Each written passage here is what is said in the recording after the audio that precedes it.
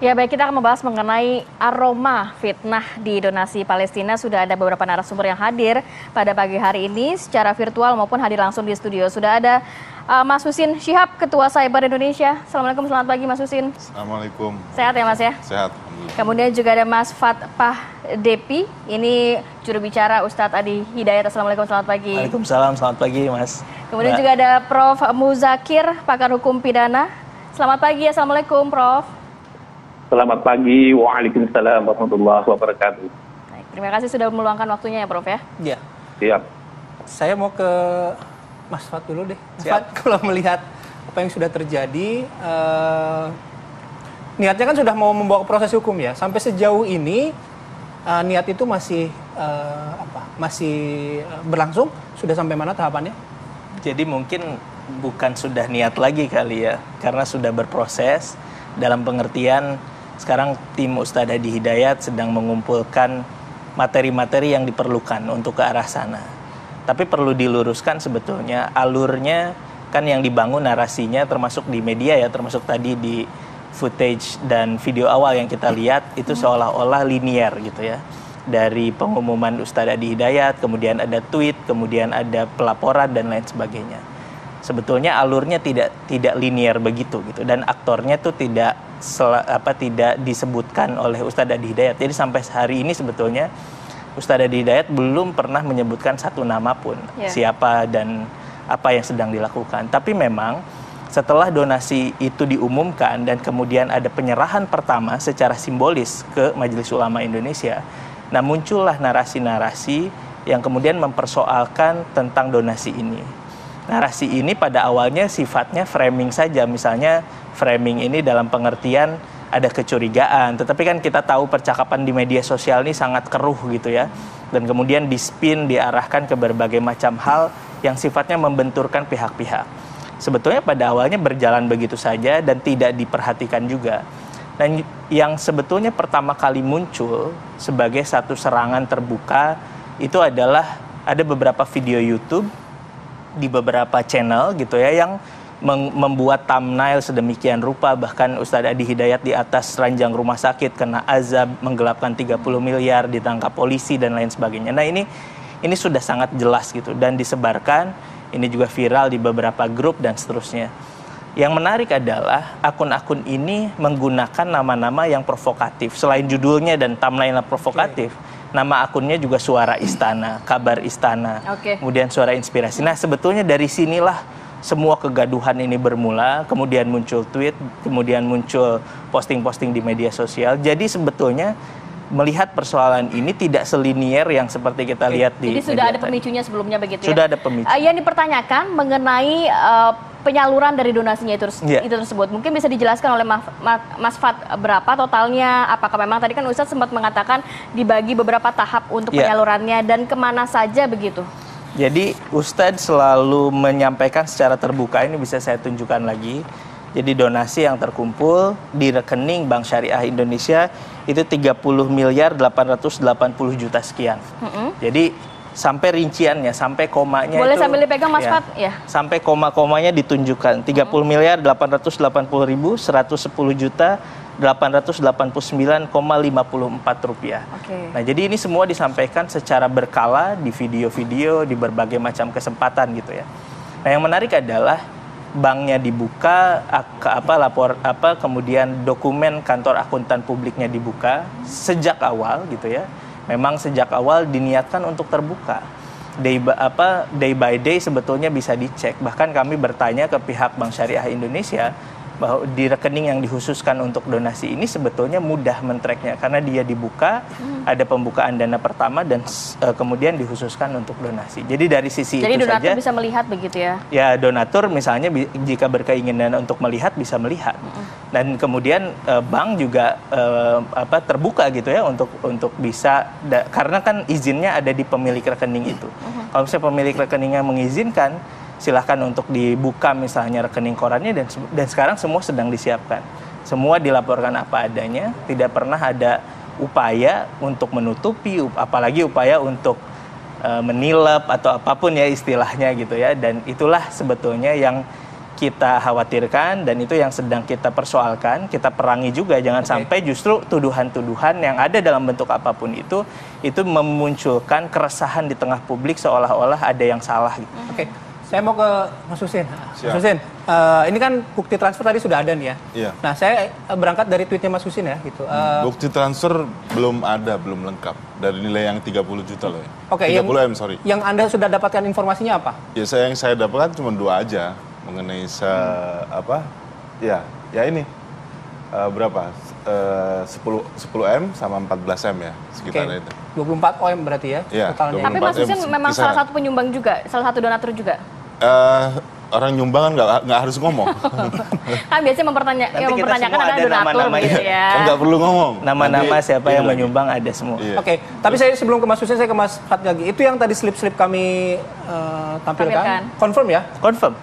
Oke, totalnya kalau misalnya dari Mas Husin tadi berapa? 24? Ya, sekitaran 24. Berarti masih ada yang ditunggu Masih ada oleh... sisa. Oke. Masih ada sisa. Dan saya mempertanyakan itu sebetulnya. Kemana sisanya? Buat siapa? Kemana? Dari mana? Kita kan mempertanyakan itu, wajar. Kita sebagai rakyat Indonesia, yang mana saya mengambil kutipan dari salah satu portal media, bahwa Ustadz Adi Hidayat mengatakan bahwa ini dari seluruh rakyat Indonesia, seluruh bilangnya tulisannya. Saya ngambil kutipan dari mediabisnis.com. Nah, dari seluruh itu berarti kita juga boleh dong mempertanyakan dari mana, kemana, ya kan, untuk apa, boleh kita mempertanyakan. Nah, maksud saya dari 2 rekening ini, kalau kita lihat fluktuasi di perbankan kan 1 M aja persentasenya berapa tuh? Ada nilai bunganya. Kalau kita mengarah ke situ. Oke, Anda kan tuntutannya transparansi berarti. Iya, kita mau pengen tahu gitu loh. Nah, saya hadir di sini juga insya Allah bisa mewakili masyarakat Indonesia yang gelisah dengan adanya dana-dana ini, dan kita sudah pernah punya pengalaman dari berita-berita, bahkan ada Bakhtiar Nasir diduga menyelewengkan dana, jadi tersangka menyelewengkan dana. Tapi dugaan ini bisa menggiring opini, nanti akhirnya bisa menjadi fitnah juga loh, Mas. Nah, ya memang, makanya kita di sini ini hadir untuk supaya dari Mas Fat ini sama-sama biar clear menjelaskan bagaimana duduk posisinya. Nah, sementara masyarakat ini nggak tahu, masih ada sisanya kok, kemana sisanya? Emang mau diapain? Mau kemana? Gitu loh. Kan gini kan akhirnya jadi rame nih ya, Mas Husin gitu. Kalau misalnya tadi Mas Husin bilang ini kan atas nama rakyat Indonesia gitu. Apakah Mas Husin juga mempertanyakan transparansi ke setiap lembaga yang menyumbang untuk Palestina? Karena ketika muncul ini seolah-olah kan hanya yang dipermasalahkan ada yang dilakukan oleh Ustadz Adi Hidayat. Ya. Jadi yang bukan masalah Ustadz Adi Hidayatnya di sini, tapi dari Ustadz Adi Hidayat ini yang dengan simbolis yang meramaikan di media sosial dengan akun YouTube-nya. Saya juga nggak tahu ini lembaga yang Ustadz Adi Hidayat itu secara individual atau lembaga yang resmi sesuai dengan Undang-Undang Nomor 9 Tahun 61. Apakah itu resmi yang penggalangan dananya ini lembaganya ya?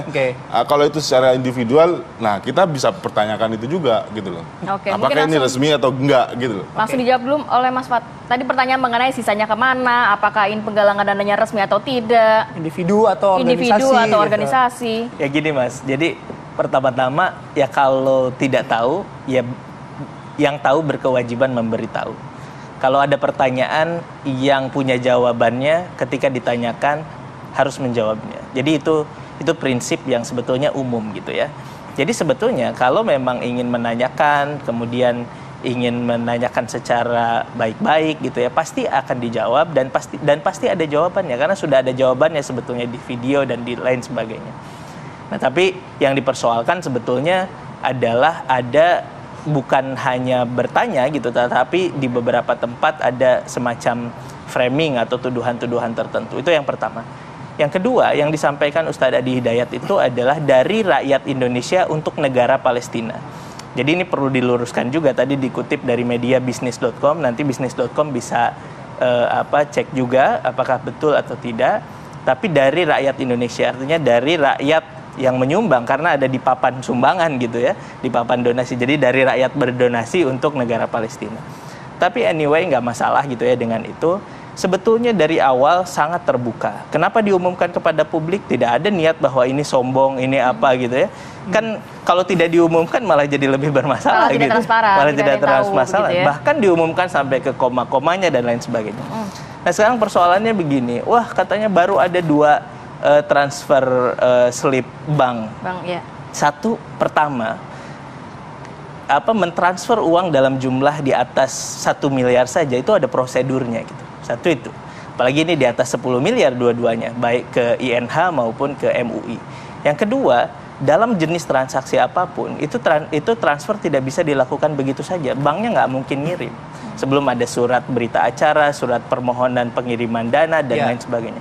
Nah, semua itulah yang ditempuh. Jadi kalau sekarang misalnya ada yang mempermasalahkan, serah terima simbolisnya tanggal 24 tapi baru ditransfer tanggal 28. Ya memang karena harus dilakukan ada semua prosedurnya begitu ya. Okay. Dan itu bisa dicek ke MUI. Kemudian pertanyaan apakah ini pribadi atau lembaga? Dari awal yayasannya yayasan lembaga, yayasan milik Ma'had Islam Rafi'ah Ahyar gitu ya. Apakah ini yayasan yang resmi? Ini yayasan yang resmi, bisa dicek. Sudah terdaftar belum? Sudah terdaftar. Untuk bikin penggalangan dana. Untuk bikin sesuai penggalangan dengan Undang-Undang Nomor 9 tahun 61. Iya, bisa dicek. Boleh, ada buktinya. Iya, ini ada bukti. Saya tidak bawa izinnya. Izinnya saya tidak bawa, tapi sudah ada izin. Kan begini. Izin penggalangan dana loh ya? Iya, izin penggalangan dana. Sesuai dengan undang-undang itu ya? Iya, jadi gini Mas. Kalau saya tidak bawa izin penggalangan dana, bukan berarti itu tidak ada. Bukan bisa berarti. Dicek di mana, Mas? Ya, pertama gini, ini adalah yayasan resmi. Yang kedua kalau yang saya nggak nanya yayasan resmi ini pasti harus resmi karena harus ada notariat apa segala macam kan, terdaftar di Kemenkumham. Maksud saya, yayasan ini resmi nggak sesuai dengan Undang-Undang Nomor 9 tahun 61 untuk penggalangan dana dan barang. Oke, itu pertanyaan Mas Husin ya. Iya. Boleh ditahan dulu nggak? Saya harus jeda dulu soalnya. Nanti boleh ya. Langsung ke Bang Fat ya sama ke Prof. Muzakir. Oke, sesaat lagi perbincangan akan kami hadirkan di Apa Kabar Indonesia Pagi.